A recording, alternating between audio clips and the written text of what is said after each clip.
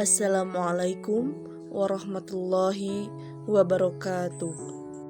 Kitab-kitab Allah dan Rasul penerima yang wajib diketahui.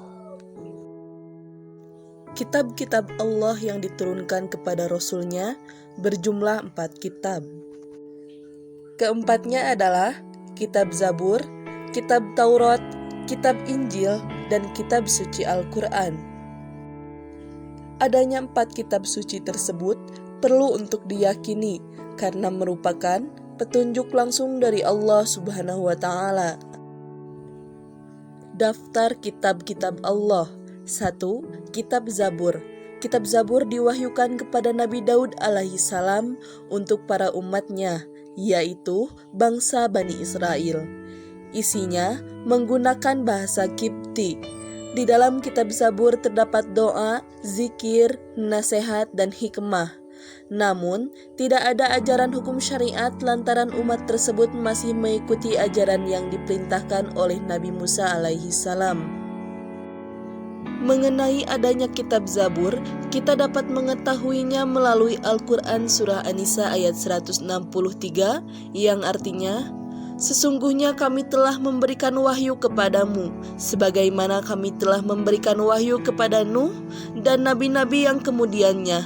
Dan kami telah memberikan wahyu pula kepada Ibrahim, Ismail, Ishak, Yakub, dan anak cucunya, Isa, Ayub, Yunus, Harun, dan Sulaiman, dan kami berikan Zabur kepada Daud."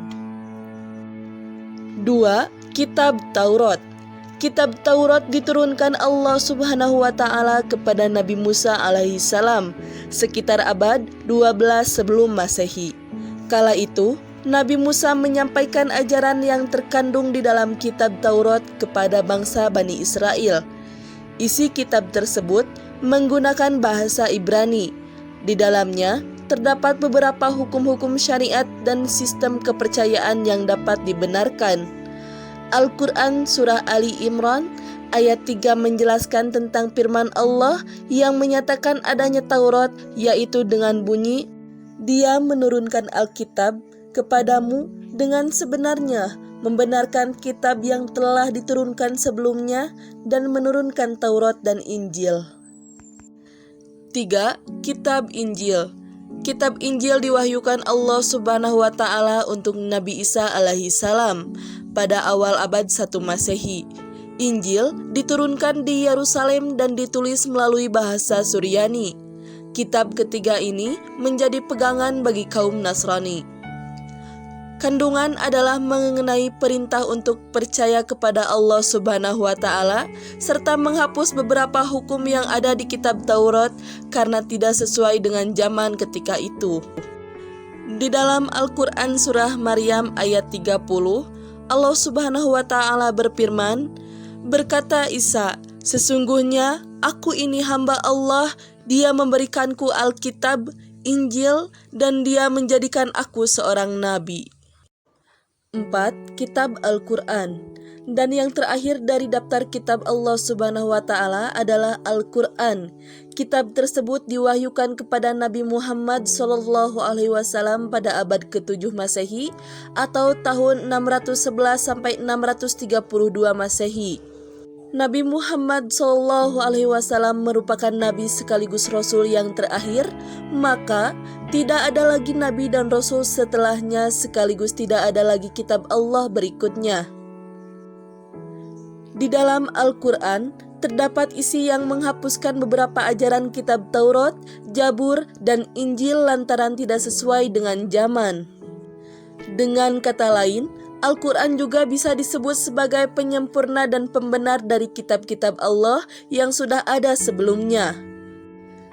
Melalui surah Al-Baqarah ayat 185, Allah Subhanahu wa Ta'ala berfirman, "Di bulan Ramadan di dalamnya diturunkan Al-Quran sebagai petunjuk bagi manusia dan penjelasan-penjelasan mengenai petunjuk itu dan pembeda antara yang hak dan yang batil." Selain itu, dalam surah Ali Imran ayat 3 juga menyebutkan bahwa Dia menurunkan Alkitab atau Al-Quran kepadamu dan sebenarnya membenarkan kitab yang telah diturunkan sebelumnya dan menurunkan Taurat dan Injil. Perjalanan paling manis, indah, dan mengharukan adalah perjalanan mencintai dan membersamai Quran. Wallahu a'lam. Tugas hari ini. 1. Ada berapa kitab Allah yang wajib diketahui? 2. Tuliskan semua kitab-kitab Allah yang wajib diketahui. 3. Nabi penerima kitab Zabur adalah. 4. Kitab terakhir yang Allah turunkan adalah. 5. Nabi Musa alaihissalam penerima kitab.